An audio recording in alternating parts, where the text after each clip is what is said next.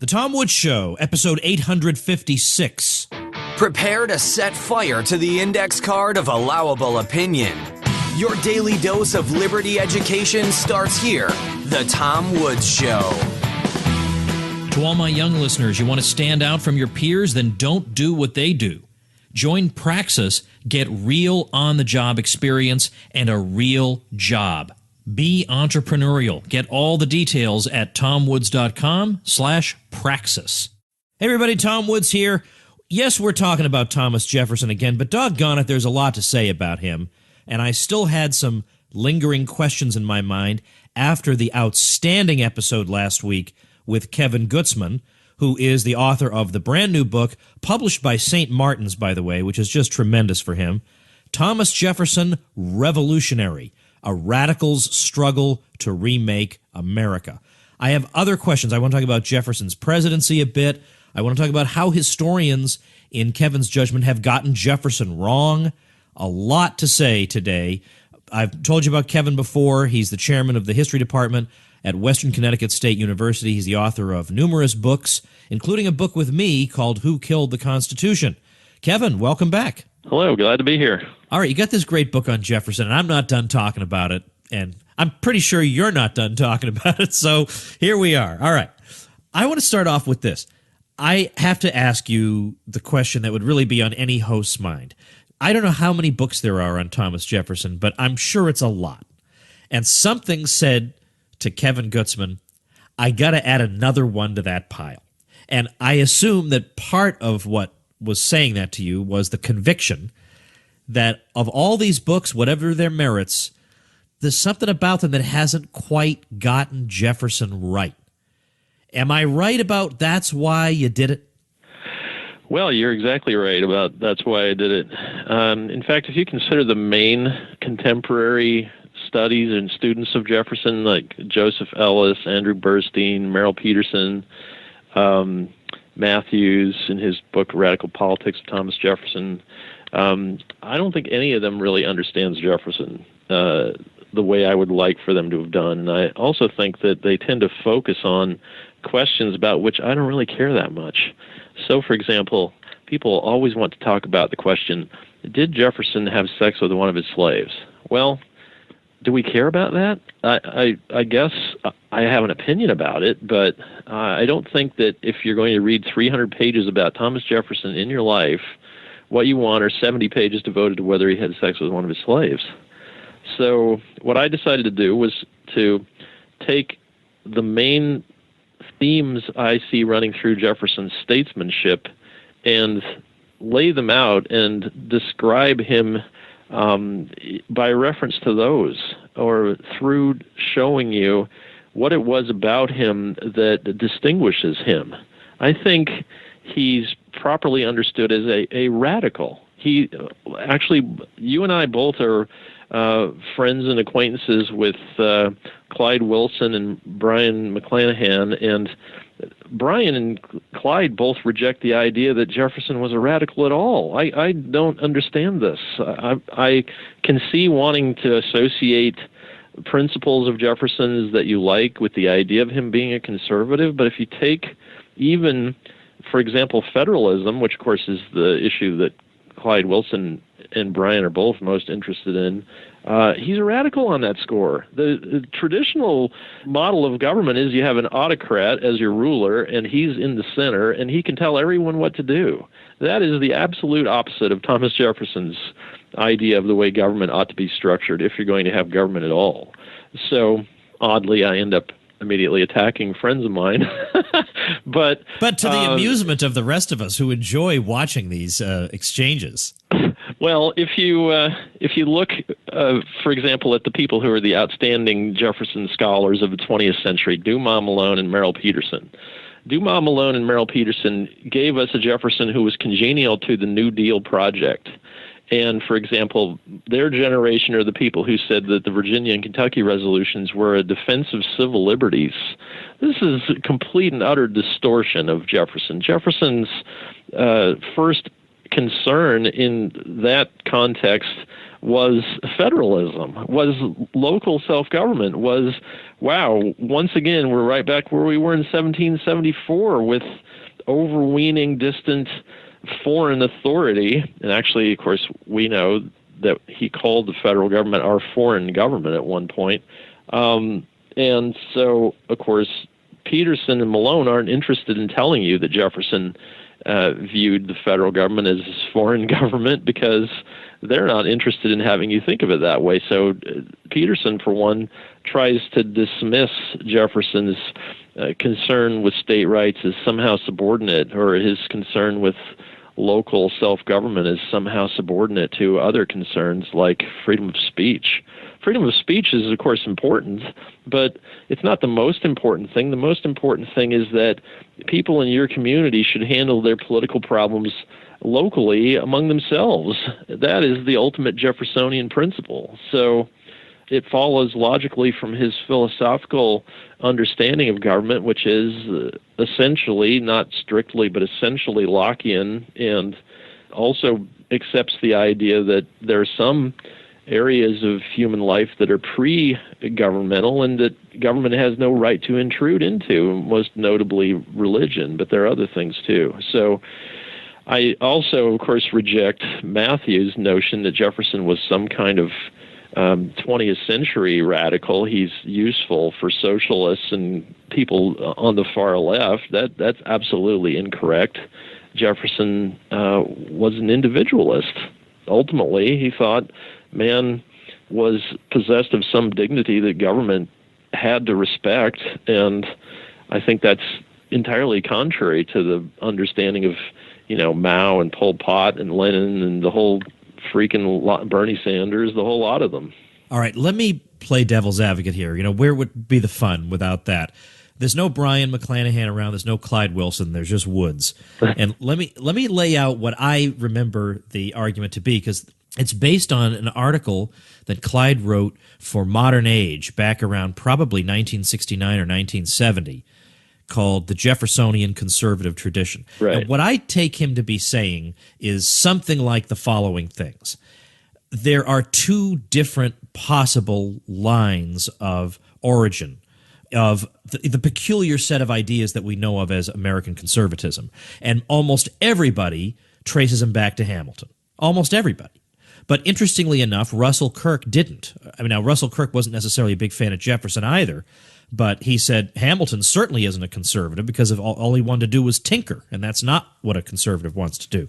So what Clyde was arguing was not necessarily in the whole context of the world historical moment in which Jefferson lived, was he a radical, but rather in the tradition that we call conservatism that is in the U.S., to which line do we properly trace that? And he would say, well, what were the traditions in America at the time of, or what were the principles in America at the time of the Revolution? Well, local self-government had actually been going on throughout the colonial period for a century and a half, and the Americans just wanted to keep on doing that. So you could argue that the correct conservative view is to continue with the local self-government we've already had, not to be hankering after the possibility of being a great power or of artificially hastening the establishment of industrialism or of using government to bring about the preferred social and economic system that you want, but rather a system that more or less does allow people to live their lives without a central planner. And then he would say, on that basis, we can say, and then moreover, what were the state governments looking like at the very end of the colonial period and going into the 1780s? Well, most of them had relatively weak executives with legislatures that were predominant. So maybe we say that a weak executive is also a principle that we ought to hold. And all this traces back to Jefferson as our proper ancestor of conservatism. So that's, I think, what he's not saying that, obviously somebody who believes in religious liberty, in the year 1200, there's no question he's definitely a radical. And even in his own age, he's a radical for that in a world historic sense. But in America, where we don't really have a conservative tradition in the Burkean sense, but we do have certain principles that we believe in. Jefferson seems to be the embodiment of them. Well, I think it's true that, as M.E. Bradford said, people who are usually considered conservative in America are actually Whigs. And Jefferson was a Whig, but he was a left-wing Whig. And so I would accept what you just said about contemporary America. Somebody who's a conservative is actually better advised to follow Jefferson's record of thought. But in his own day, he was radical. And what do I mean by that? Well, he's the fellow who wrote the law that got rid of the land tenures that held two-thirds of today's Virginia in 85 pairs of hands.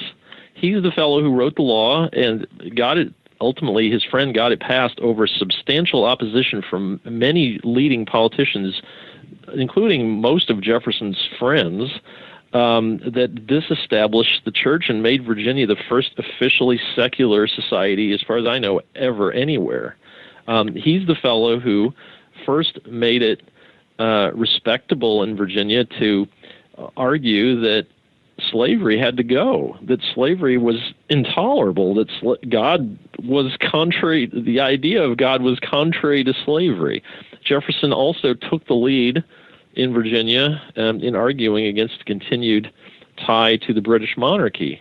I think that program amounts to about as left-wing a program as any. I once got into a dispute with Brian McClanahan about this general question, and he said, well, no, Jefferson was a conservative. I said, well, okay, so let me list 10 political issues that divided people in Virginia. And I started with the land tenures and disestablishment and so on. I listed 10 questions. I said, on every one of these, Jefferson was left of everybody he argued with. So I could point to 3 or 4 where he was left of George Mason, 2 or 3 where he was left of his friend Madison. He's left of his friend Edmund Pendleton on most of them. So the bottom line, and these weren't just incremental changes either, saying for the first time since Constantine, we're not going to have an established church. That was radical. That was saying we're not going to have the land tenures that have marked English society since 1066. That was radical, and so on, down the list. Now, of course, within the contemporary American context, saying, well, we'd like to keep the principles that were established in the Revolution, okay, I agree with Kirk that John Adams was the conservative, not Alexander Hamilton, but I don't think Kirk ever said that Jefferson was a conservative. No, I'm sure he did. No, so I continue to hold it to this point, and the contemporary scholars don't want any of this. They either want to blast Jefferson in a totally unhistorical way for being a slave owner, which, if you're going to condemn a man for having been a slave owner, well, Jefferson inherited slaves. So he was a slave owner without doing anything. So what does that prove exactly? Now, of course, there's more to Jefferson's record than that, but that's not usually the ground on which they criticize him. So I'm not arguing for his perfection, but I think he's interesting on grounds that are different from the ones on which people study him.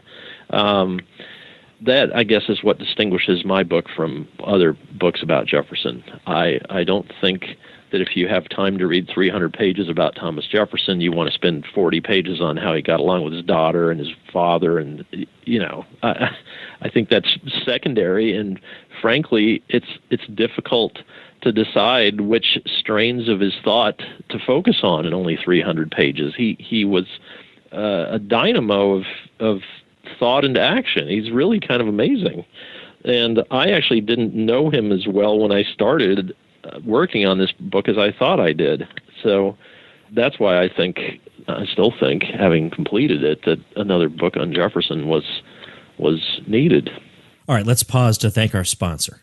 Hey, everybody, if you are or know a young person who might be interested in pursuing a path other than the traditional one of 4 years in college and then sitting there waiting by the phone, then check out Praxis, where you can get an excellent apprenticeship opportunity followed by a guaranteed job offer.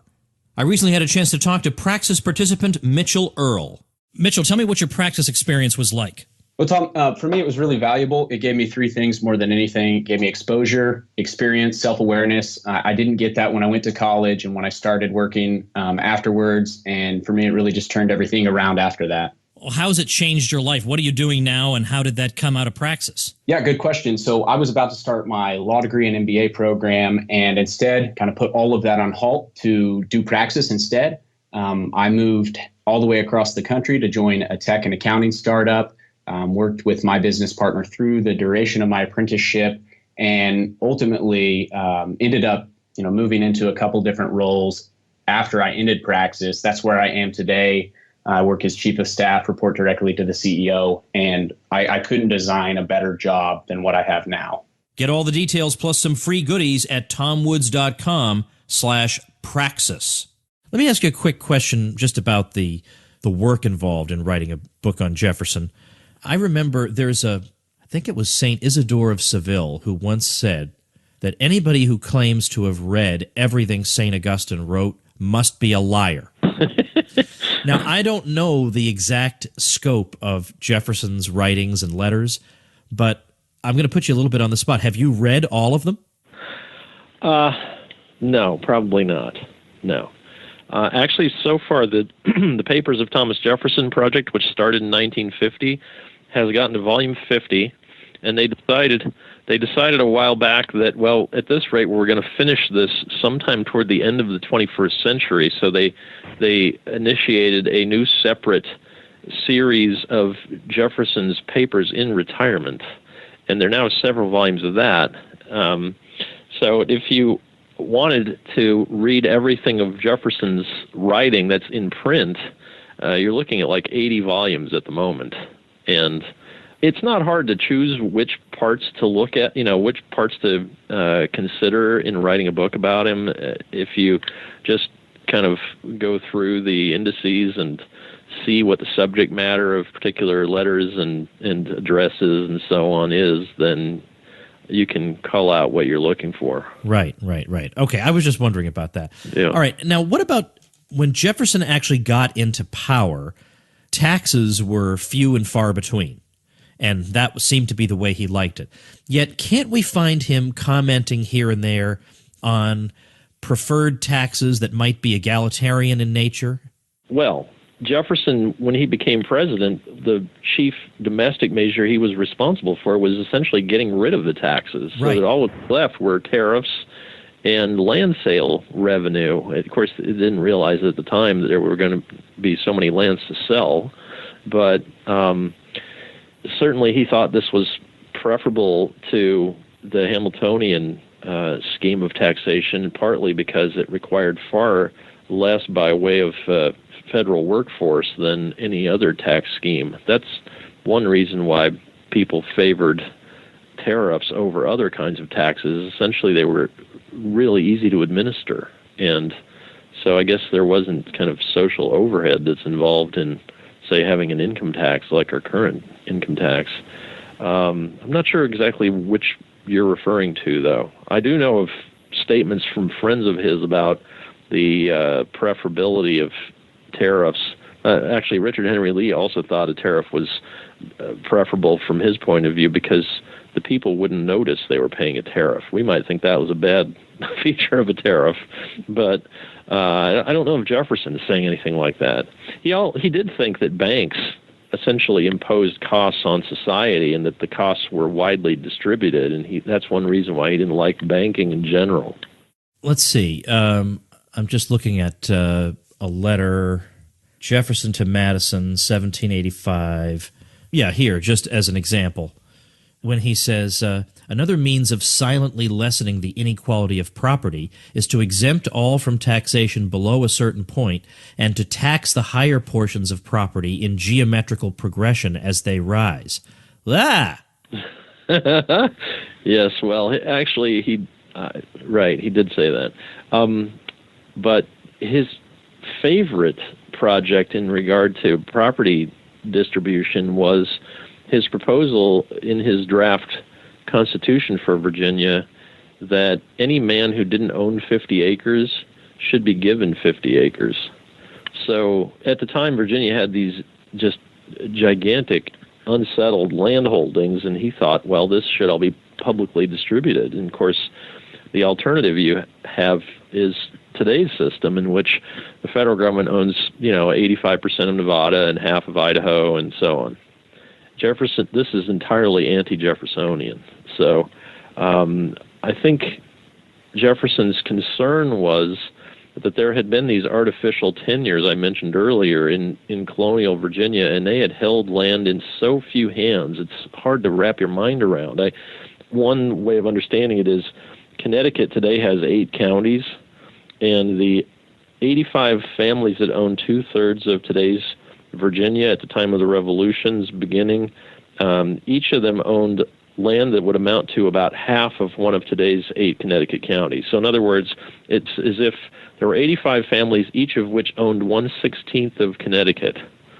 And Jefferson thought, well, this is an entirely artificial creation, and it needs to be broken up if we're going to have Republican society. I don't think this is a good illustration of the fact that somebody said something in 1790 doesn't mean that would be universally applicable. We don't know that, for example, Alexander Hamilton, who said, I think the problem for the rest of my life in federal politics will be that the state governments are too strong in relation to the federal government. We don't know that he would think that now. It's what reasonable person would think that now?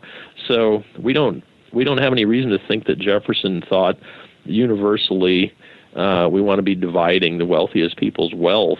These were principalities that these leading Virginia families, including his own, by the way, held. I think he was right. Obviously, he was right that you weren't going to have a true republic if you had 85 families, each of which owned half of one of Connecticut's 8 counties, right? Yeah, I mean, I was thinking that it would probably have its origins in something like that. Yeah. That we've had these artificial restrictions for a long time, and maybe we have to compensate for that in one way or another. Now, fair enough. Now, during his presidency, a lot of people will say Jefferson wasn't such a good president because of issues related to the embargo and searches and stuff like that. But what I'm interested in asking you about is something I mentioned on my own on the show a few days ago, which involves the judiciary and Jefferson. If we look at his 3 Supreme Court choices, they're really not that impressive in terms of, are these really Virginia-style, Virginia school jurists who are going to rule as if they believed in the compact theory of the Union? Right. Are these going to be strong personalities that can, in some way, be a check against John Marshall? And it seems like these are huge missed opportunities unless I'm missing something.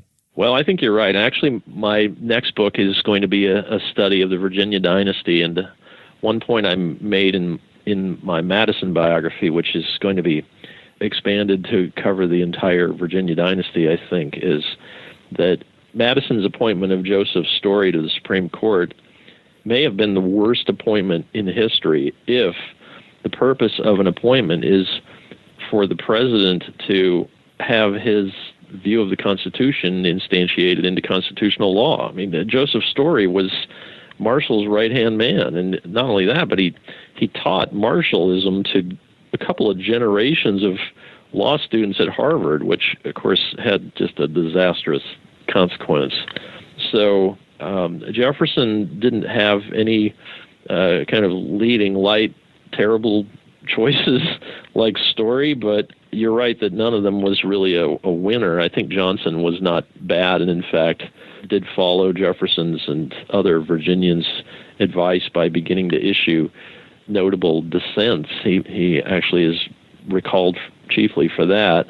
But yes, surely there are only 2 people who were on the Supreme Court with Marshall. Well, I guess you could count Chase in a negative way. So there are three associate justices during Marshall's tenure who are remembered. Chase is remembered because he was impeached and then unfortunately was not convicted in the Senate.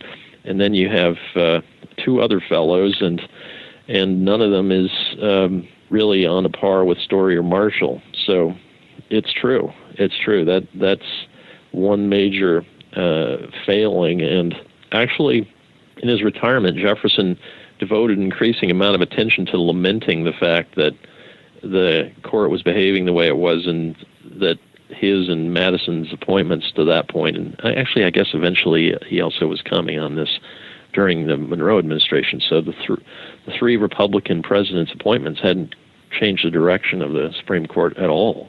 So as you look back on Jefferson's, not just his public life, but just the whole span of Thomas Jefferson's life, what part of it or what episode or anything do you look at and say either this is a real blot on his record or this is something that's curiously un-Jeffersonian?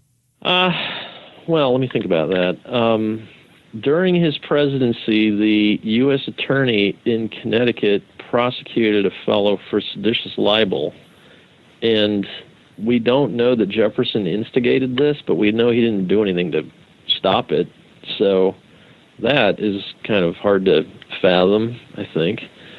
What else? Well, the worst thing about his entire record, I guess, is his ridiculous military policy as president. We're in the middle of a world war, and so we're going to cut the Navy back to these ridiculous gunboats and denude the Army of most of its manpower. And I think the end result of the Madisonian experiment, this was Madison's idea, ultimately, I believe. The end result was, of course, that the British burned down the White House and the Capitol, and that can't be excused.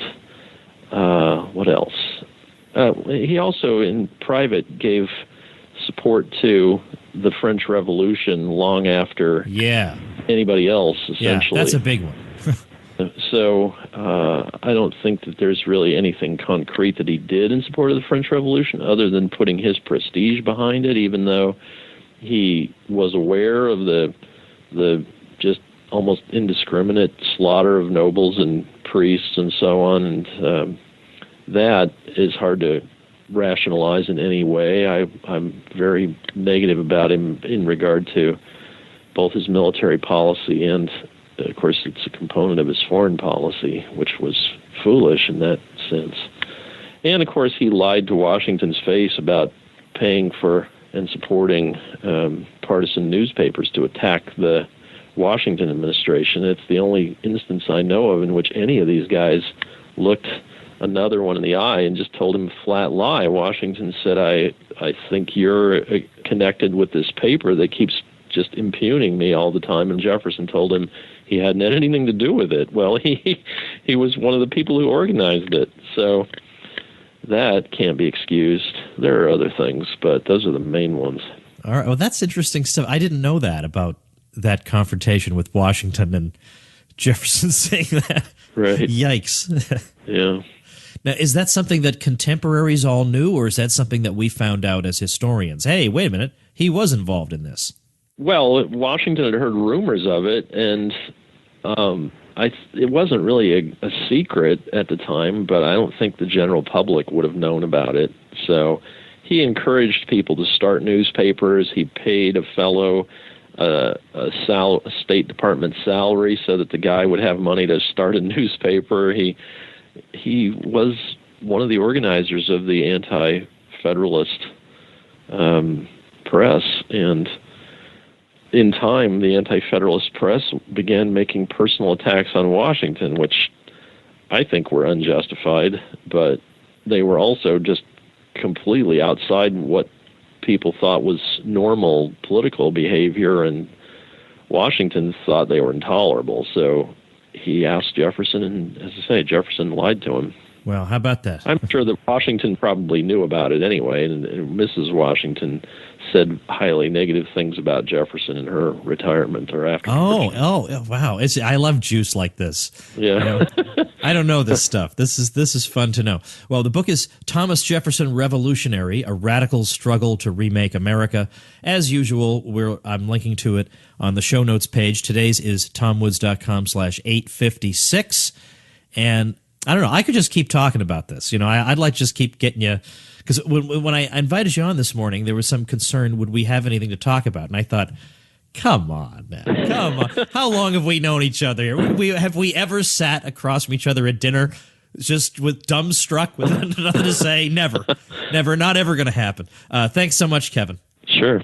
All right, everybody. Just a reminder, Wednesday, March 1st, 2017, doing a live presentation with my guest from episode 852, Steve Clayton, on e-commerce stores. This is a guy who's had tremendous success. There's nobody in the world who knows more about this than Steve Clayton. How to open your own store without having to borrow $1 million and build some crummy building. Forget it. What do you think this is, 1957? This is 2017. You open an online store. You sell people stuff that they want to buy, and you keep tweaking the audience using Facebook ads till you find a group that wants to buy it. And then you keep selling more of that thing to those people. Not brain surgery, but how many people do it? Almost nobody, because of the Tom Woods rule, nobody ever does anything. Well, watch Steve in action for yourself and see what you think on Wednesday, March the 1st. Sign up, grab your seat, because it is going to fill up at tomwoods.com/factory. All right, that's it. Tomorrow, Donald Trump and the deep state. We'll see you then.